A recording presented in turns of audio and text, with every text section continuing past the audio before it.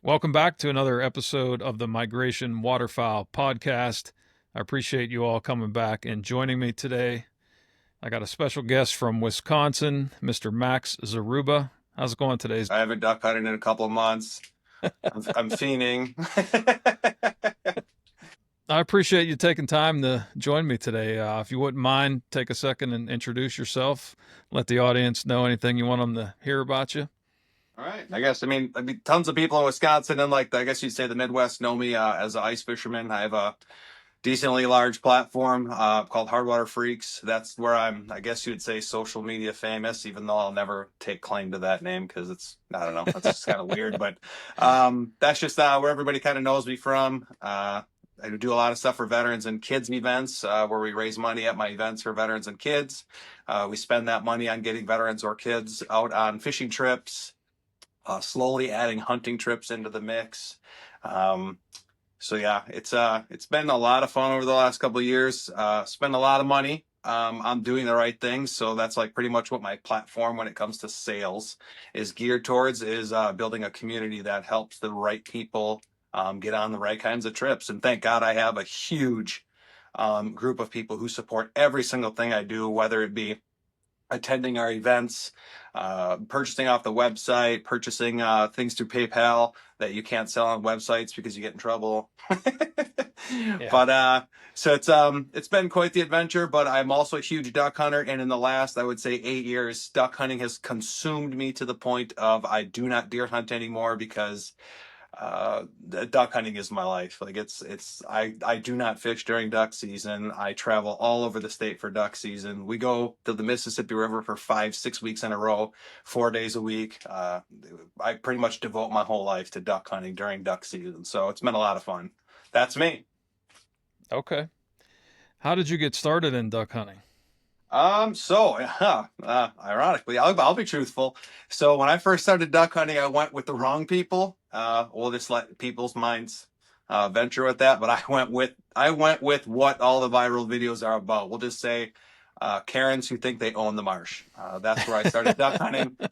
It was bad. It was bad. Like I was in a boat as a new duck hunter, and we set up before somebody else. Well, they came in. That turned into us going after them, not me, because I had no clue what was going on. Chasing them down, finding them, screaming at them that this is our marsh, kind of thing. And I'm just sitting there like, what in the is happening right now? Because I had no clue what to expect. Soon after I went on like 3 hunts with like that person, and I knew this is not who I should be duck hunting with. Yeah.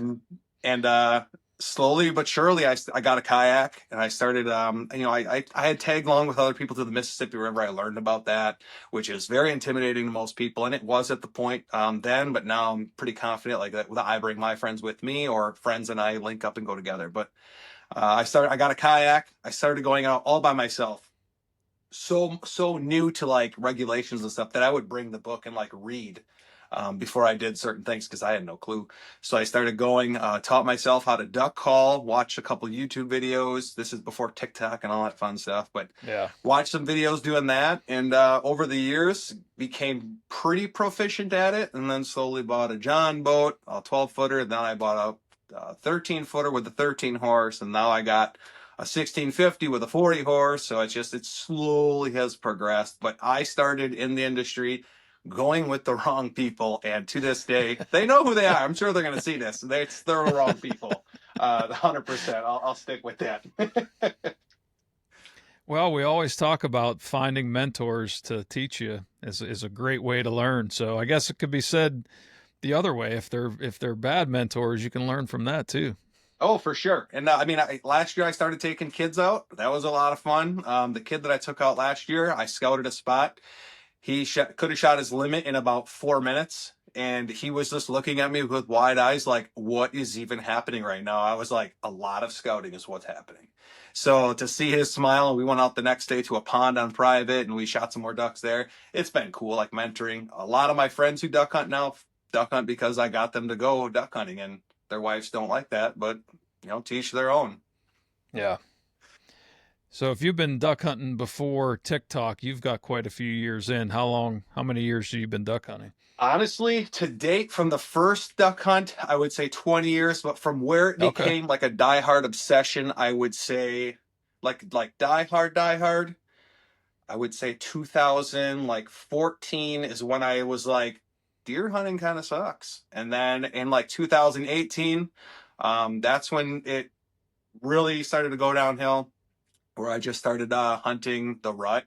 And then I eventually one year I went out to the deer stand and I climbed up there and I texted my old lady and I was like, "This is my last sit." And she's like, "Why?" And I was like, "This isn't it. Like I do not want to be here." And like this, like nobody in my family has that stuff on the walls. It's all giant bucks. My Right. family owns Right. land all over the state. And down here, northern Wisconsin, like I have all this land that I can hunt. I still have a ton of farms around here that I'm legally allowed to hunt because I'm still friends with the farmers, but I just don't care about deer hunting. So duck hunting literally has consumed everything about my life for probably 3 months a year. Yeah. Yeah, that's a similar story with a lot of hardcore waterfowlers from deer country. I've got the same kind of background here in Pennsylvania where everybody's a deer hunter first, but yeah, same with you, man. I got bit by the bug and, it's hard to sit in those boring deer stands for long periods of time when you could be hanging out in the blinds with your buddies and having a good time. Yeah, I was proficient at deer hunting. Never shot a giant. I shot one giant, tracked him for 4 miles, never found him. But I never shot a giant. My family is all giant deer on the wall. Every single Mm-hmm. person above me, when it comes to being a male, has a giant deer. Even my aunt has giant deer on the wall. Um, and I was into hunting in the sense of going out for the adventure, but I would have no problem shooting a doe. It was about getting meat. I passed on, because of my family, passed on just a stupid amount of deer that like now I'm like, I would have smoked that deer in a heartbeat. Because now it's like, if I'm going to go, it's for the meat. It has nothing to do with the antlers anymore, or like the proper big doe or anything. I still won't shoot a fawn or a nubby buck, but I'm gonna slug hunt this year during the week, probably 2 or 3 times, and I am 100%. I don't care if it's an 11 pointer that looks like this. You're going down. Yeah, that's great. What's your favorite species of waterfowl to hunt? Oof. Everybody has that like green. They love the green. It's mixed bags for me. So I mean, species wise, I would just have to say mixed bag. I do not want four Drake mallards. I do not want four gadwall drakes. Like I want like one of each. Like my big ones would be like, besides teal, because we get a very good teal season in Wisconsin. I would want Drake mallard, Drake. Gadwall, Drake Widgeon, Drake Pintail. Like that's like my species. I would rather have a mixed bag than just one of one kind of duck.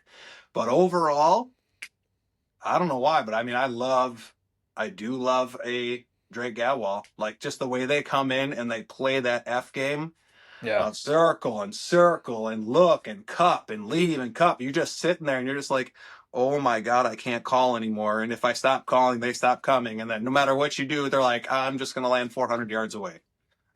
yeah, So, for like, sure. overall, I mean, the Drake Owl or like a Drake Widgeon would be like the top ones for me.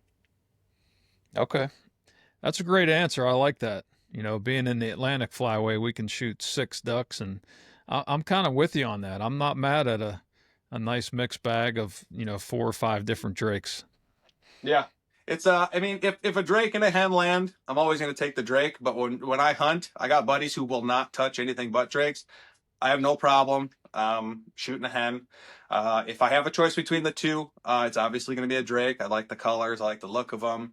But when it comes down to it, I have no problem shooting a hen. But I'm not just like going to go out of my way and be a hen killer.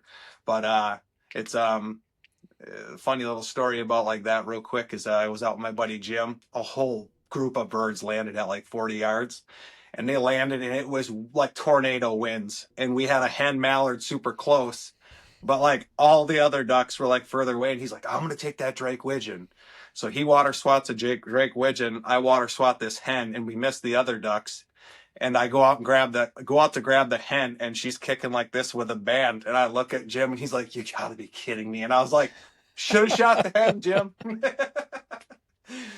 But I'm not picky when it comes to ducks. I mean, we've been going to the Mississippi River now for a long time, and it's been a lot of teal lately. And I mean, like Florida's reporting like a horrible number of teal. Here in Wisconsin on the Mississippi River, we could shoot our teal limit in the first 30 minutes of almost every hunt on the Mississippi Mm, River and be done. But it gets to the point where you're like, all right, we each have 3 teal down. Let's hold out for the big ducks to show up. right, right. But it's crazy here. But like teal hunting, I love teal. Teal's right up there with the best of them for me. I don't know. I don't know if it's like the skill set to hit that stupid little bird going 1,000 miles an hour or what it is. Yeah, it's not easy for sure. Do you spend most of your time waterfowl hunting in Wisconsin, or you do any traveling? So I would love to travel. Here's the problem that hurts me. My big money maker is ice fishing. I have a lot of contracts every single year that I have to fulfill photography wise. I do a ton of photography for companies. Okay. And you got to take the good ice when you got it. Now, I would travel in a heartbeat. If we get a year where there's like say like the ice like holds off like 6 weeks, 4 weeks, I would travel in a heartbeat. I'd go down to Missouri, I'd go to Southern Illinois, something, Iowa, Southern Iowa, Kansas, Arkansas. I would in a heartbeat. But the problem is that when Wisconsin, northern Wisconsin ice usually forms mid-November. So Mm, like me duck hunting past mid-November, I duck hunt until the first weekend in December every year. But it's hurting on me because I want to get like to like the money maker, like my season, my following, my website, everything is about ice fishing. So sure. it's tough to like want to travel because you will lose money by doing so. Um, but man, I see some of those timber hunts, and I've had some timber hunts here on the Mississippi River. They're crazy. It's pretty cool, but nothing beats like a wide open marsh or swamp hunt to me, like cattails and stuff like that. So like I get like a good mix on the Mississippi River. So like I'm not like gung ho to go south when I could get like a lot of it here. Sure. What So about walk you? us. I'm sorry, go ahead. What about you? I do quite a bit of traveling. Pennsylvania is decent. You got to work hard. But I should say it. You got to work hard just about anywhere. You got to scout. You got to put your time in. But the Atlantic Flyway is certainly not what it used to be. So I'm lucky enough. I've been at the same employer for 29 years, and I got a lot of vacation time. And uh, my work schedule, my weekly work schedule is pretty sweet. So I get to travel quite a bit, and I try to get out west to catch the early teal seasons because we don't have a teal season here in Pennsylvania. Yeah. Ohio's the closest place to go for that. And then I'll make a couple other trips for big ducks, November, December. So, but yeah, the bulk of my hunting is done around home here. Gotcha. So, walk us through a typical duck hunt in Wisconsin. Are you spending most of your time on the river, or are you getting back into the backwaters? I know you mentioned getting into some cattail backwaters and things. What's that look like? So I mean, like, so in southeastern Wisconsin, southern Wisconsin for that matter, in central Wisconsin, early in the season for like the first 6 weeks, I would say 3 to 4 weeks. Sometimes 6 weeks. It just depends on weather. But teal season, we get the 2 weeks in early September, and then we get like a 2 week break. But like for teal season and like early southern opener, we call it here because our state is split in two. There's northern and south. They're a week apart. So we'll drive all the way up north, hunt up there for northern opener, and that we usually just go to random places, except the fact that we're going to shoot our wood ducks and then a couple mallards or teal. Like, getting a limit, you're like, yeah, but really it's just to get up north and have a good time. But when it comes to traditional marshes and stuff like that, like down here, it's a shit show because like all the good marshes are close to the two biggest cities in the entire state. So it is an Uh, absolute it's a crapshoot. We get there the night before like 8 p.m., sit in our spots, and we camp out, hold them down. We spread out in our little spot. We always sit in a spot that someone can't, they just can't sit on top of you. So this way, like, we don't have to deal with what you see on TikTok and Instagram where people are yeah, just screaming at each other and throwing their guns in the water. And we don't have to deal with that because we don't put ourselves into that. But like for the Mississippi River, get to the launch at like 4 o'clock in the morning. You got to beat the locals. You got to beat the locals because the locals have spots that they will sit like no matter what. So you just got to beat them if you feel as though they're gonna put pressure on you.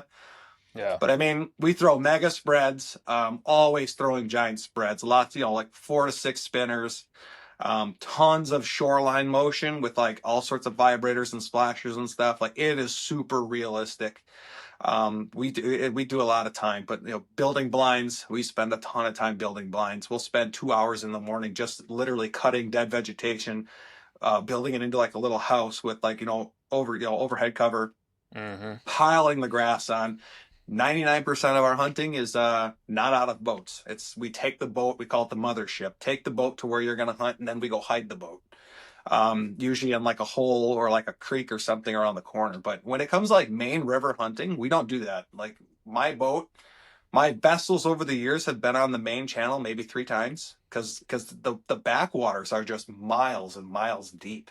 So you can drive like over a mile just through backwaters, weaving and weaving Wow. and weaving. And that's by the crow flies just to get to some of Yeah. just get to the river channel from some of the spots. It's a 3 mile drive because you're just doing this the whole way through working towards the main channel. But the birds, from the top, they're using the main channel for guidance, but they're not landing in the main channel. So Right. we Right. do a lot of like a lot of our spots are 4 or 6 inches deep. Like you run in on plane and then you come off and then you're just, in mud. You just kind of set up like that. It's kind of crazy. But I tell people all the time, like 99% of what I hunt, you could take a canoe to, no problem. Yeah. Yeah, that's interesting.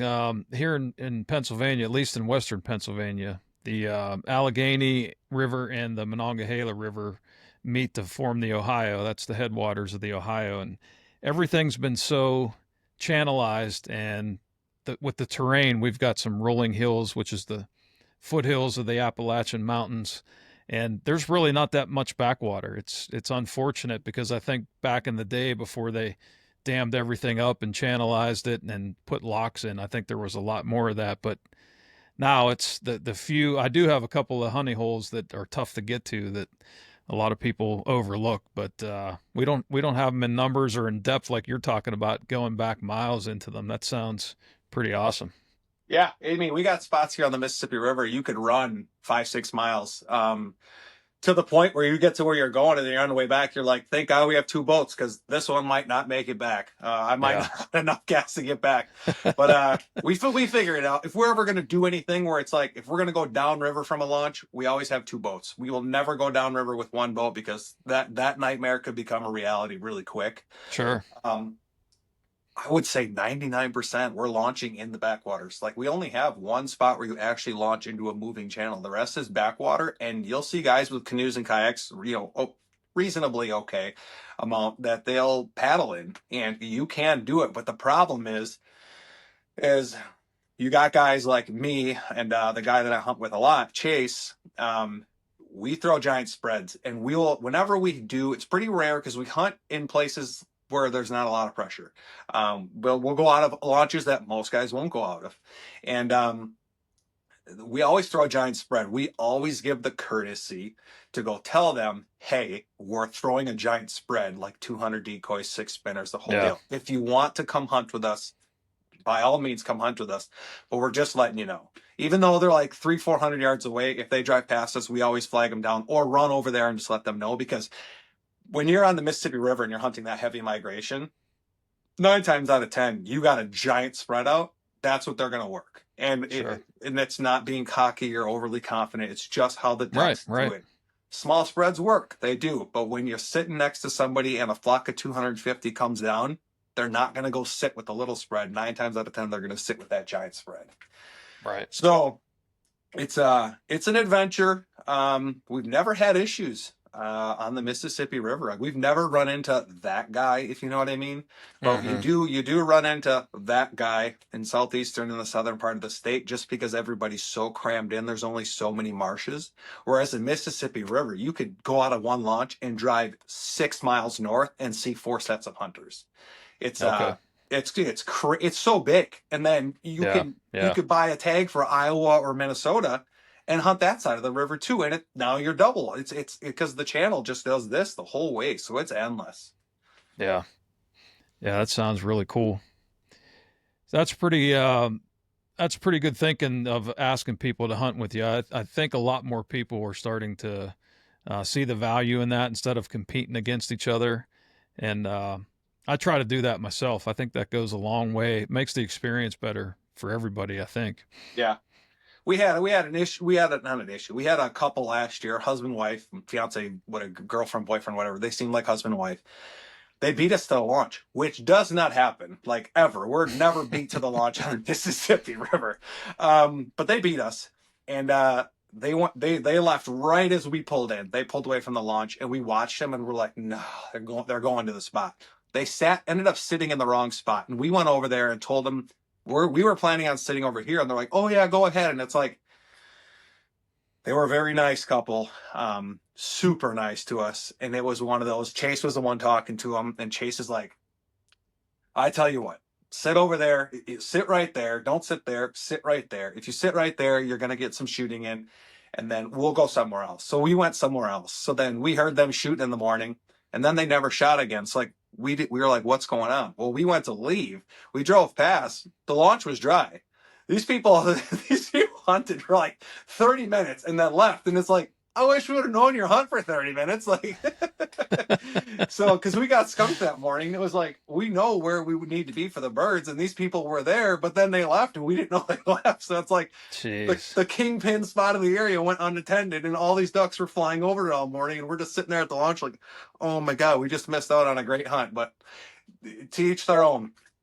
They were super nice to us. They were super nice. And it was like, they didn't want to sit together, but they wanted to sit separate. And they did beat us there. So it was one of those like, Yeah.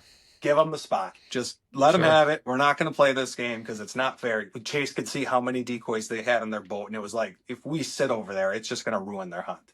Right. Right. So it's a horse apiece. It's a racing game here. The Mississippi River, it's not so bad, but if you go to, there's like 3 launches, 3 areas where you will be sitting in a war zone. Doesn't matter what time you get there. Doesn't matter what time, because of the rice fields. People just go park in the rice. In the state of Wisconsin, if the vegetation is rooted to the bottom, you can sit in it as long as it covers 50% of your vessel. So you can just go park in the rice, throw anchors or stakeout poles out. You're illegal. Well, dudes will do that, and they'll just sit all over the place in it. We do not hunt there. No way I'm doing that. I'm not doing that. Yeah, I don't blame you. So you said it's split into a north and south zone. Do they stagger that so you get a longer season? So the North Zone, they open the North Zone, and mind you, the Northerners hate it because everybody from the South goes up north for that. Because you've waited 10 months. You've 10 months to get to go shoot big ducks. 3 hours north, or however close you are to that line, you head north.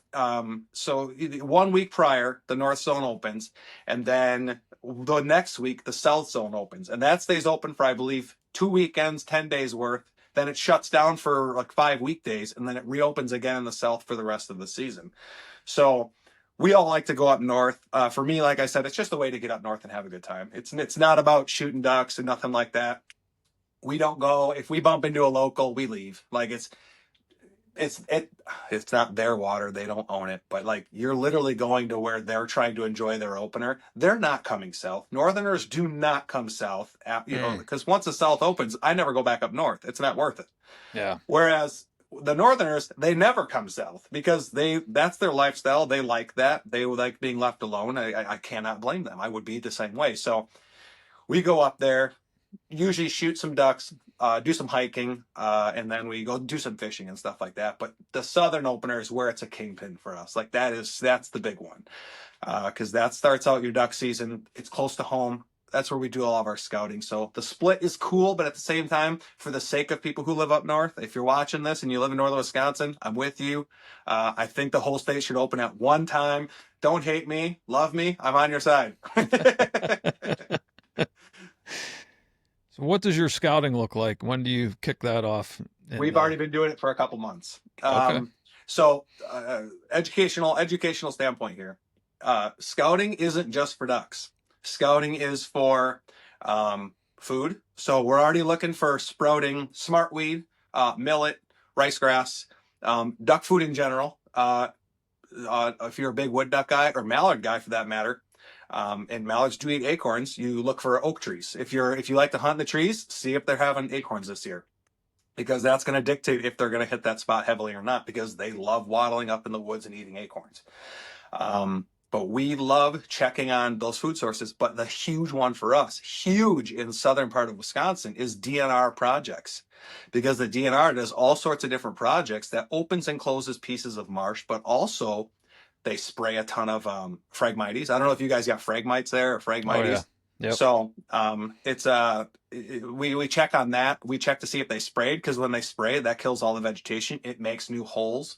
We watch on dams to see how much a dam is holding back water, because that will make a hole or break a hole.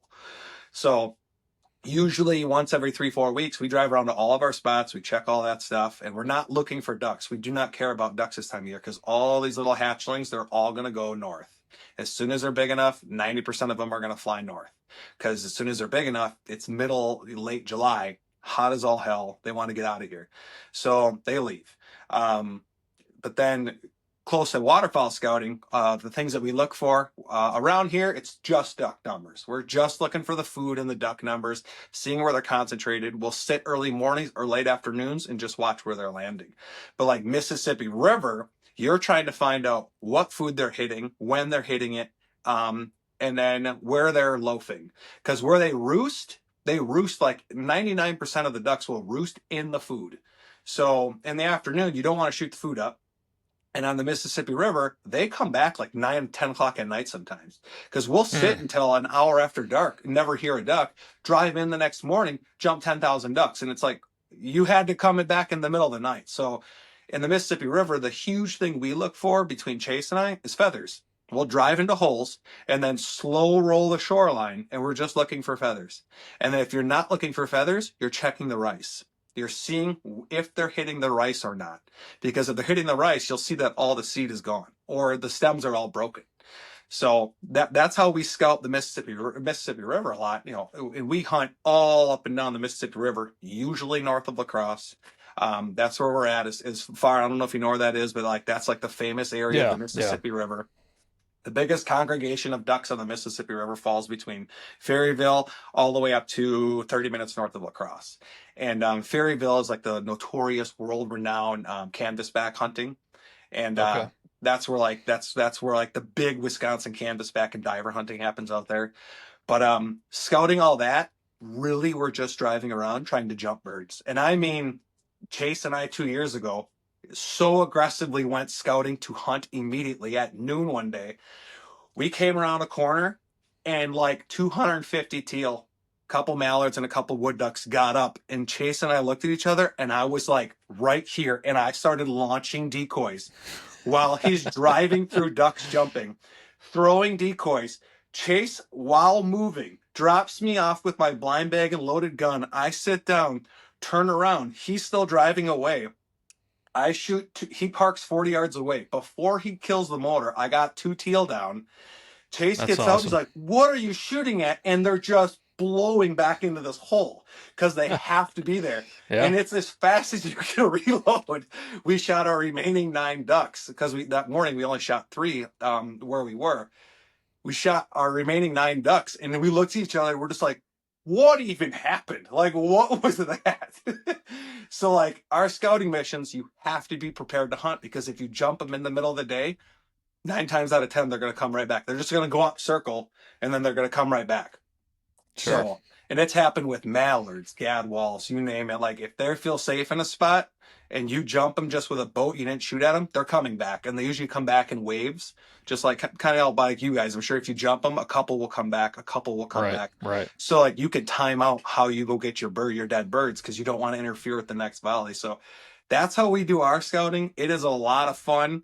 I know Jordan from I forget his name on YouTube, Duck Gun Chronicles. Yeah, Jordan. So yeah, he got to experience a bunch of Mississippi River hunting this year. So he got to experience a bunch of like scouting and stuff. And him and Chase were calling each other nonstop, like, check this out. What do you think of this? What do you think of that? Here's what we saw. Here's what we saw. And it's like, oh my God, like it's just seeing people's eyes light up when they get to experience the Mississippi River flyway. Is crazy, because like you could see 100,000 ducks like in a day of just sitting there looking at the sky. and it's like what you see in the TV shows, just That's all wild. day. It's just crazy. So scouting there is like every day is different, but you have to be ready to go like immediately. Yeah. So are you finding that a lot of these birds are calendar migrators or are they more weather dependent?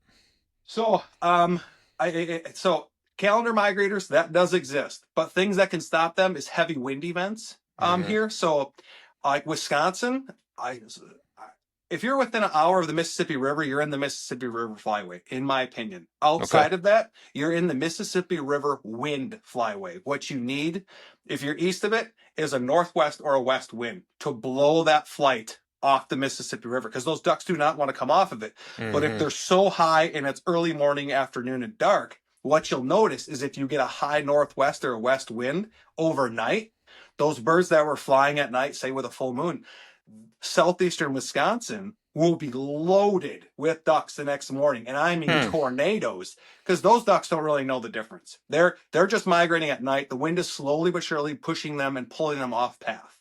Yeah. Um, so then as soon as you get an east wind again, all those ducks are gone.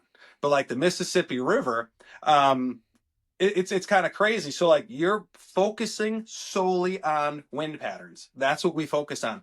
Now, one of the huge things with like calendar birds, they will show up. And last year we predicted it at the end of October. We were like, based off the wind patterns that we're seeing, there should be a stupid amount of ducks in this spot. And we had never hunted it. But I told Chase, I was going out the day before, I was like, I'm hunting over here. They have to be here. Like they can't not be here. They have to be here. The wind is what's going to bring them here because this insane north and west wind combined. It was like north met by a hard west. We watch apps that show you exactly where the wind channels are Okay. and where they come from was matched by a south wind. So that next morning, a south wind hit hard and stopped those birds in their tracks, 0 mile per hour. So we predicted where they would want to be. And the next morning, it was literally like it was just raining ducks. It was just as fast as you could reset up. Like I'm sending my dog on birds, and birds are like committed to the decoys, and it's like, oh my god, hurry up and get back, you know. Hmm. So like calendar birds, they are a real thing, but you have to match the calendar to the wind pattern because certain things happen with wind patterns that will enhance it, speed it up, or slow it down. And in that case, it stopped the whole migration in its tracks. We shot three-man limits in 3 days, but before like 10 o'clock in the morning, and that was being picky. Had we just shot everything, which was just a stupid amount of teal coming through, eventually you're Yeah. like, let's get some bigger ducks. Like we all just drove accumulatively 15 hours between the three vehicles. Like, well, let's get some bigger ducks here. Yeah. So flesh that out a little bit. I want to hear some more details about. So you're saying when you get a south wind with that, it kind of stalls the migration right in that area?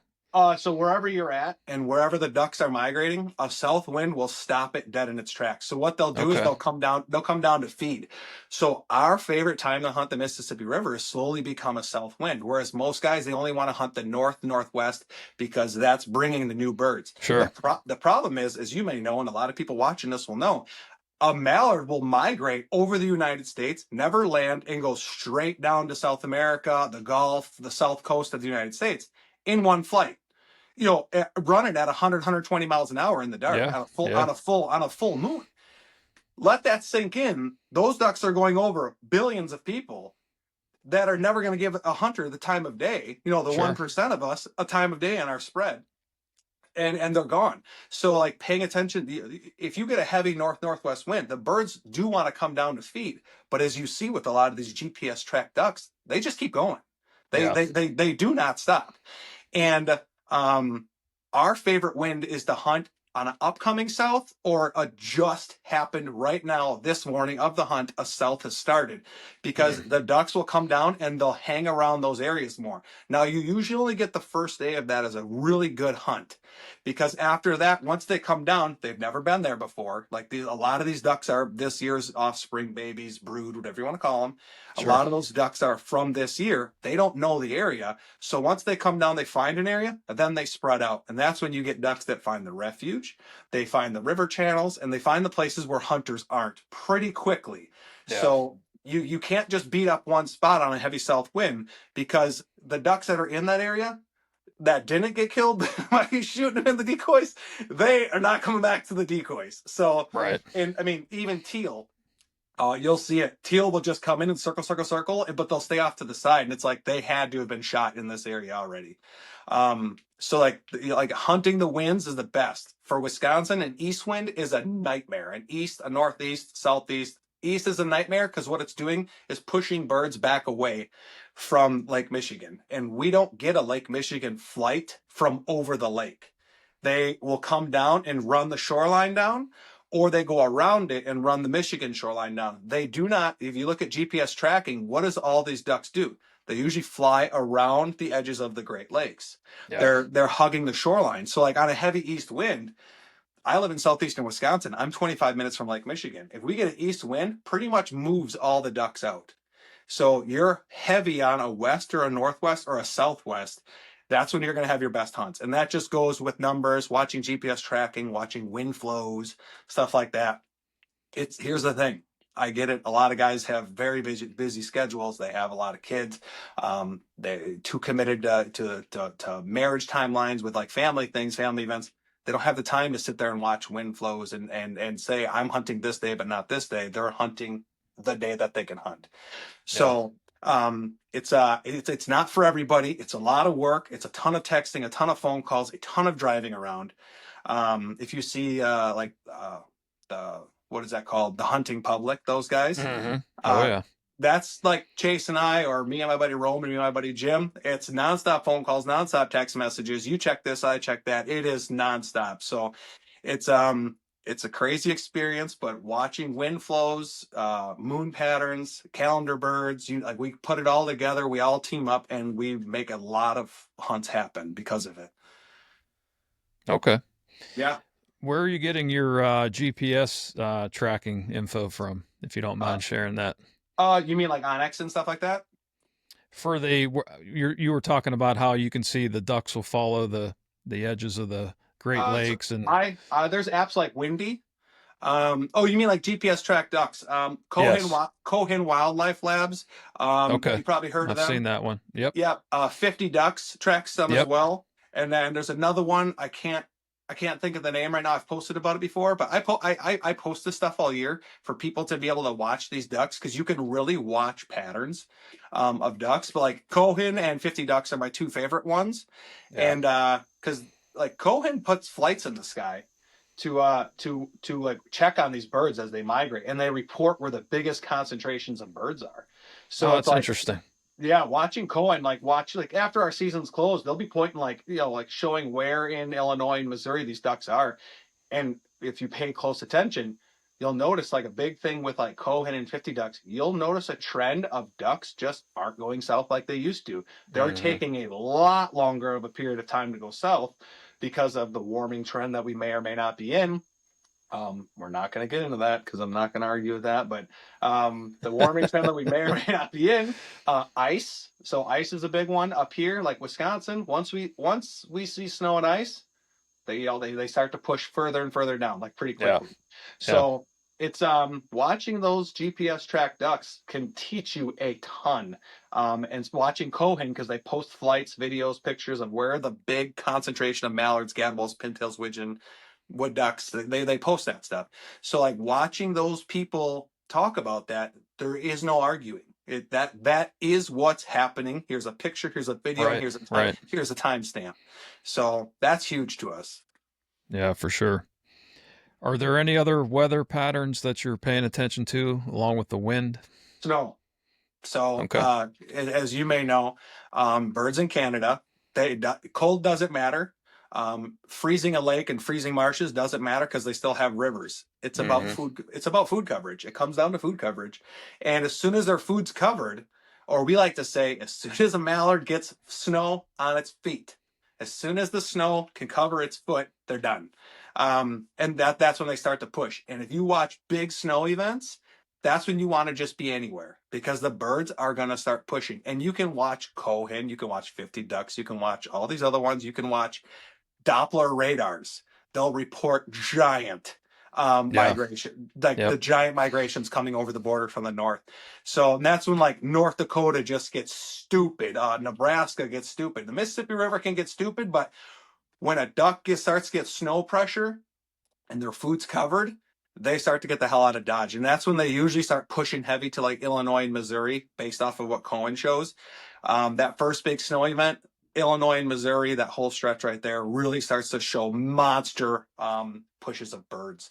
So the snow is the big one. Rain doesn't matter. As you know, a duck doesn't care. They'll feed, Hmm. sleep, piss shit, hang out, flock up, break apart. Like they don't care.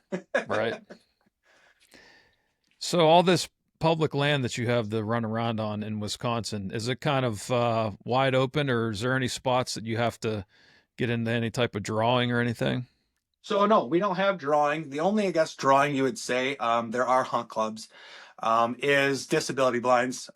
It's not really a Yeah. draw. You just got to get there first. I feel bad for people who have disabilities just because it is very limited. I wish I had the capabilities to help them out, but there is no real drawing for veterans, kids, people with disabilities, normal hunters. None of that. There's no WMA. There's no, you can't leave the launch until this time for the most part. The DNR really doesn't care about that. It's if you're safe or not. Yeah. It's just all public, which plays huge in our favor. And that's why a ton of people come here. We probably have one of the biggest drawings of public land hunters coming to this state because you just get your tag. As long as it's green on Onyx maps, 99.9% of the time, you can go hunt it whenever Sure. you want. Yeah. Whenever you want. So the only thing that's like kind of controlled like that would be the guides on the Mississippi River. There's only Mm. so many guides per pool. And that's just because that's just the DNR's rule to not overpressure guides on federal waterways. And but otherwise, it's completely free. You can go wherever you want, whenever you want. There's no rules or regulations on that. Yeah, that's huge. That's how Pennsylvania is too. There's a couple of managed areas that the state put some special regulations on, and they'll put some blinds in, and you can go up for the day and put in for the drawing or at the beginning of the season. But I'd say 90% of it is kind of exactly like what you're talking about. Yeah, And the reason I asked that is because there's been a lot of discussion about restrictions because of pressure in a lot of states out west now. And I was just curious how I Wisconsin saw was handling that. Oklahoma. I think it was Oklahoma or Arkansas just did something big where they're going to raise the fees or something like that, or you can't hunt Hmm. unless it's like Monday to Thursday or something. Yeah, I don't know how you can enforce that on federal waterways, but if it's state owned and 100% of the access is state owned, that's how they could control it is the access to that water. The water is federal. That's federal waterway, federal duck stamp, federal way to sure. access. But they can control what people don't know, that launch.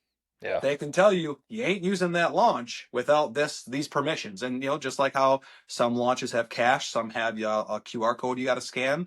They can control how you access it. So it's a big wake up call. And I don't want to say I agree with these states. I don't want to say I disagree.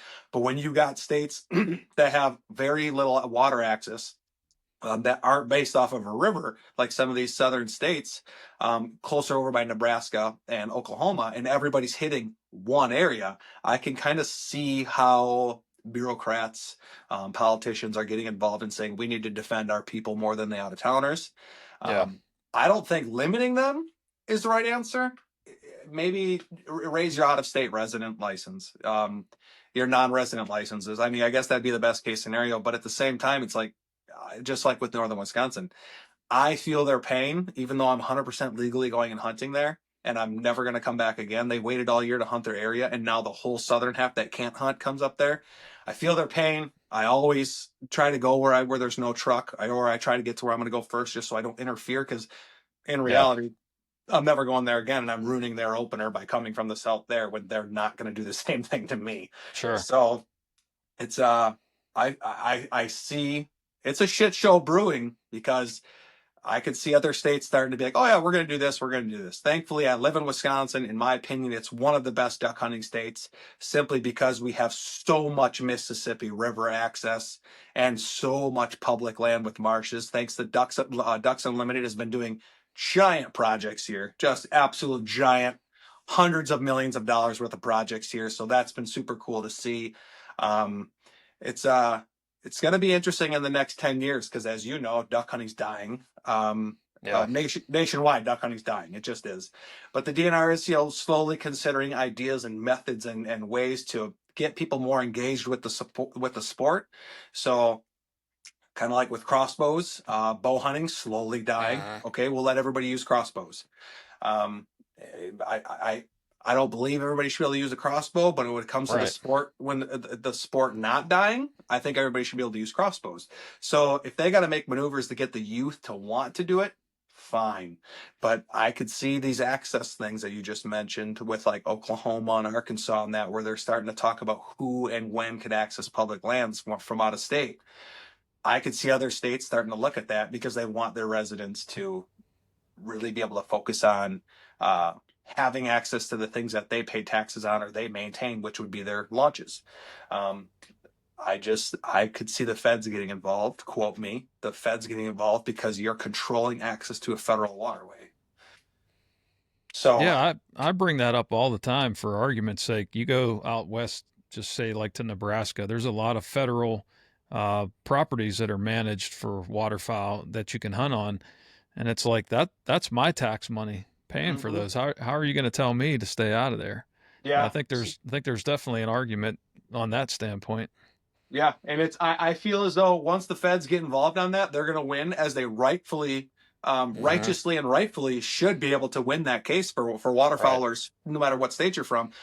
But I kind of see what the states are doing, and I'm not saying I agree with it, but doing with, Yeah. okay, fine, yeah, go ahead, try to access it then without using our launch. That's how we're going to use it against you, and that's just Sure. one little way that and what they're doing is they're kind of curving around the legal way to do it. It's still legal what they're doing, but the feds are Mhm. going to be like, you can't do that to your access points or your license fees. Like it's federal. Everybody should be able to use it.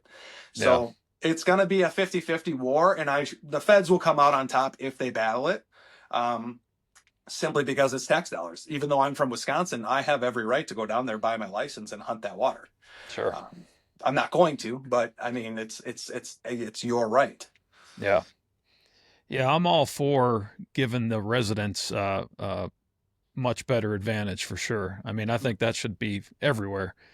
My only issue is, talking to serious guys like you and a lot of my friends around the country, it seems like the hardcore guys are working harder at getting away from the pressure instead of complaining to the DNR about it. And Yeah, that seems to be where a lot of this is getting traction is these people, and I don't want to paint anybody with a broad brush, but there's a lot of guys that are like, well, I hunted this same marsh for the last 50 years and there's no ducks here anymore. It's like, okay, well, go somewhere else. Don't blame the non-residents. yeah. I've never in my life, you'll never see me we have lakes here like Delavan Lake, Lake Geneva. 7 out of 10 cars there are not from Wisconsin because it's within 30-45 minutes of Illinois. 7 out of the 10 cars aren't from Wisconsin. And I don't complain when I see somebody from out of state because A, they paid more than me. B, they came here to spend money at my bait shops, my gas stations, my grocery stores. They're Yeah. fueling the economy more than I am because they're spending way more because A, you got to drive here. So you get that, like we call them fibs, Illinois, FIB, F in Illinois bastards. We call them fibs. I mean, we call them that and everything, but like I've never had a confrontation with Yeah, anybody from yeah, it's another all good state fun. because Sure. you're paying to be here. You're fueling my economy. So, but it's like, when it comes to like the marshes and stuff, like you talk to freelance, I'm sure you are in talks with High Prairie Sportsman, Outdoor Limits, all these guys. Yeah. Yeah. Chase, my buddy Chase owns somewhere in Wisconsin, and Yeah. so like we, all of us, cumulatively, even though we're in separate states doing our separate thing, we work hard. Now, each one of my ducks is very expensive because of gas money and the truck and gas money and the boat. But when it comes down to it, when people say, "Oh, you shot a hen," I didn't shoot for a hen for 10 months, though, did I? I didn't shoot a hen for 10 months. It comes down to it where every duck is super expensive, but I only get to do what I love arguably the most for 2 months. So if the gas money and all that stuff means I got to work harder to find the ducks harder to not be part of the general population sitting in the middle of a freaking war zone, then fine. That's what it comes down to. And thank God in Wisconsin, there are no talks whatsoever of doing WMAs and doing drawings. And you see that stuff down in like Kansas and Arkansas where there's 80 boats sitting outside of a gate floating and they all freaking smash on their 40 horse Yamahas. And next thing you know, you got, looks like the side of your boat was hit by a roadside bomb in Iraq from all the banging on each other. Jesus, we don't have that problem.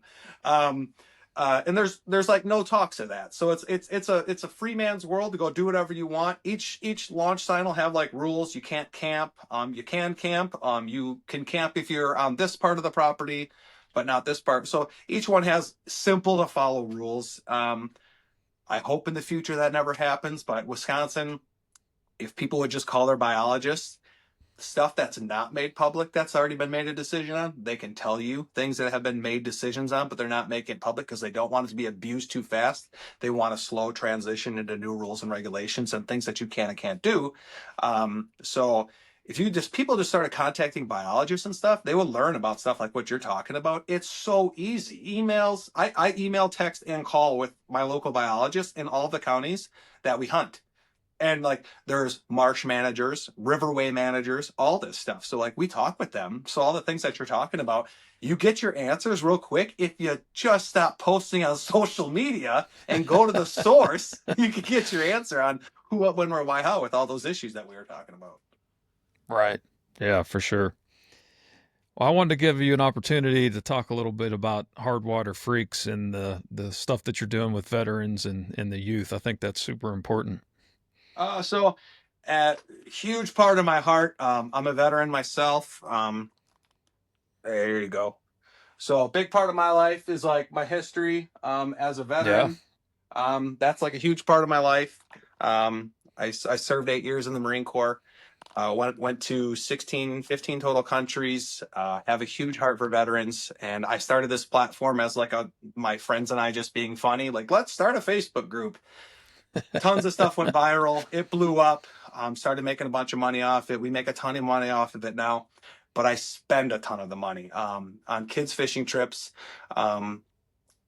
kids who had their house burned down, cars stolen, cars broken into, you name it. We will fully refurnish that kid. All we need is a police report with the police, so that we can prove that it's a real situation that happened. And we will give you a new tackle box and a couple of fishing rods on our dime from money that we raised or just from the website purchases.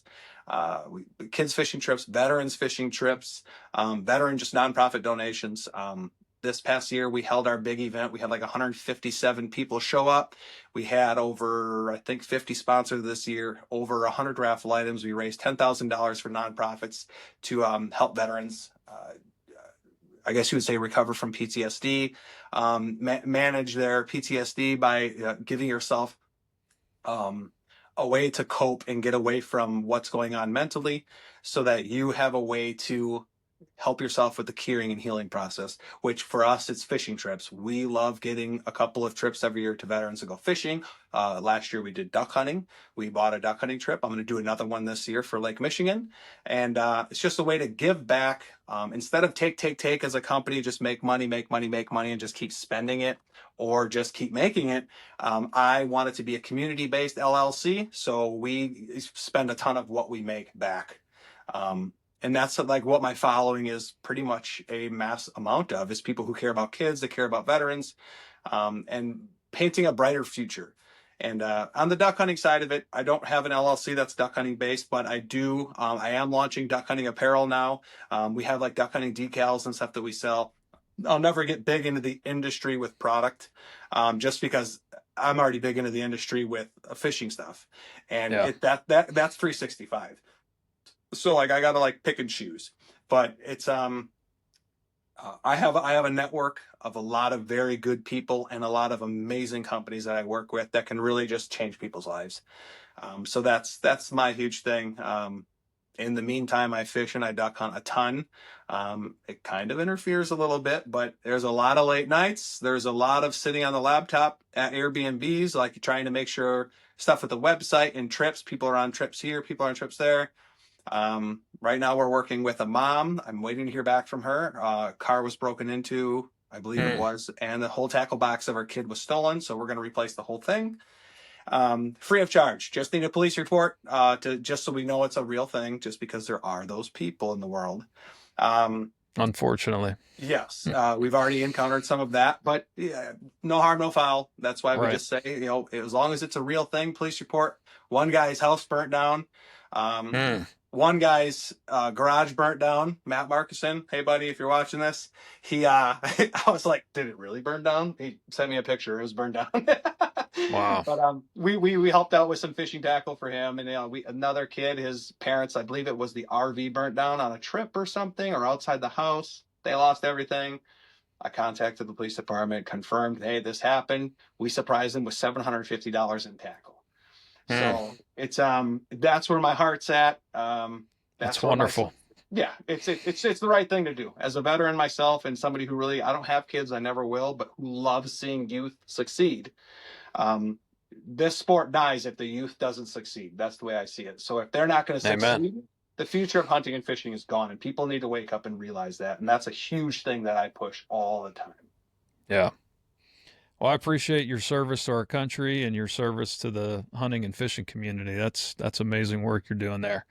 Yeah, it's thank you. I mean, thank you for that. I saw my service as a job. A job. I lost friends, and you see things that you're not proud of, or you're proud of, and you do some things that you never get to do again. I miss it every day. My back doesn't, but it's one of those things where, to me, it was just a job, but it was like a prideful job. And absolutely, it's awesome to have the support of the community who loves veterans, especially veterans in the outdoors.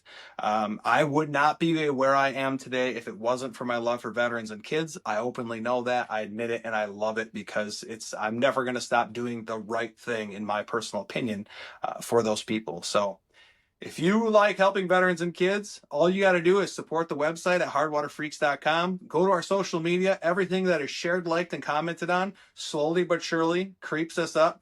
And the more following we get, the more customers we get, the more event attendees that we get. It's all. I hate to say this, it really does come down to money, because you can't do anything unfortunately. without. Yeah, you can't do anything without money. So if you want to support an LLC that almost always does the right thing, because I do need to make a little bit of money to pay taxes, people. But I take a lot of our profit, and we do the right thing with it. We post about it all over the place. We'll post the checks just so people can see how real we are about it. Since 2015, we're over $100,000 donated back to kids and veterans via That's great.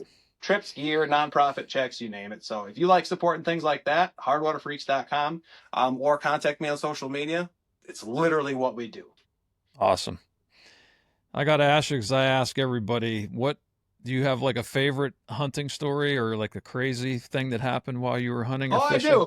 I do. And Chase is going to love me for this. So it happened last year, my favorite one of all time. Last year, Chase and I took a duck boat where a duck boat shouldn't be taken. We found that out.